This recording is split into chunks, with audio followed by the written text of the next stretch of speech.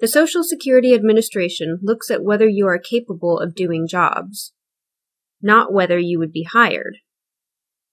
Thus, you may have to prove that you are unable to do jobs for which you would never be hired. In some cases, the medical findings about your condition alone will cause the judge to find you disabled. In other cases, the majority, we usually have to prove two items. 1. Your medical impairments prevent you from performing any significant job you've done in the past 15 years. 2. There are not many other jobs you are capable of doing considering your age, education, and work experience.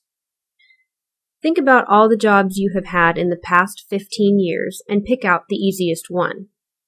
If you did that easiest job long enough to learn how to do it and earned a minimum amount of money from that job, we have to prove that you cannot do that easiest job, even if we are certain you would never be hired for that job again, even if the company where you worked no longer exists, and even if the job is no longer available elsewhere.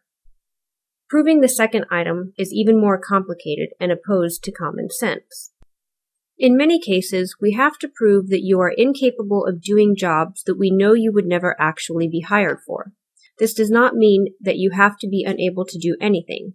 In fact, very few people who go in front of an administrative law judge are unable to do any job at all. This is an important point to grasp because one way to determine disability is by figuring out what you can do. Then we can determine whether or not jobs within your capacity exist in significant numbers in the economy, considering your age, education, and work experience.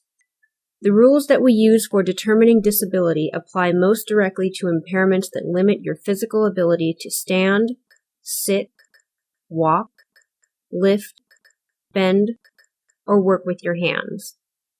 If you are unable to do certain kinds of manual labor, whether because of a back problem, heart condition, breathing problem, or some other medical condition, your lawyer will be able to look at the rules and figure out what you need to prove to win your case. Here are some examples. If you are under age 50, the general rule is that you must prove that you cannot do an easy sit-down job or even a job where you are allowed to alternate sitting and standing during the workday. You have to prove this even though you might not be hired for such a job.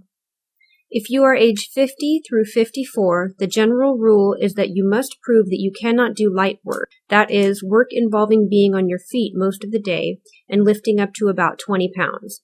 Thus, even though you might still be able to do a sit-down job, a desk job, you can still be found disabled. If you are age 55 or older, it gets even easier.